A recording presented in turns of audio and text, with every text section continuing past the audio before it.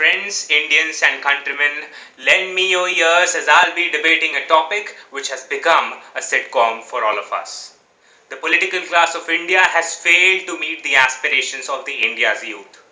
As I understand, the topic can't be flawlessly debated from either of the two fronts. On one hand, we have a sweeping majority of the Indian zippies, which is ambitious, and on the other hand, we have a bunch of free floating satellites in the form of our representatives. If I were to break the ice, I would first lambast the topic, which demarcates a line of difference between the political class and the Indian youth. In a democracy like India, where the youth makes or breaks the government, it is absolutely inappropriate to elevate the political class from the society just because it is expected to cater to their needs.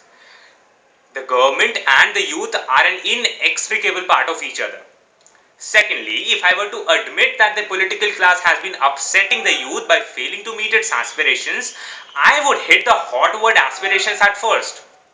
When we talk of the aspirations of the India's youth, two problems fizz out. The first one being the variety and the heterogeneity of the aspirations. Out of the clutter, education and employment emerge as the most concerning issues. Coming to the second problem, the aspirations of the India's youth are not backed by actions and are not justified. Every year, the government introduces new educational schemes. It has already come with the Right to Education Act and what not. But still, how can the government become accountable for the prevalent shirk work culture of the Indian youth?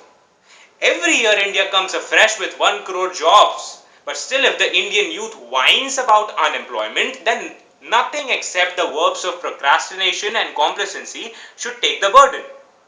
Thirdly, if I were to speak as the ambassador of the Indian youth, I would condemn the political class for the amount of filth that it has allowed to creep into the society. We have a minister who has admitted on record that the government schemes can't operate without corruption. We have a pool of ministers who call Indian women as dented and painted with special reference to the incessant rapes. So somewhere and somehow it is all funneled down to the question, how sane are our politicians?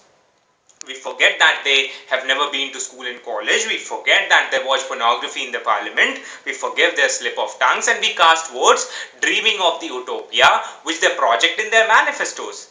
And to nobody's surprise, we are always dished and hence our aspirations are not met well by them.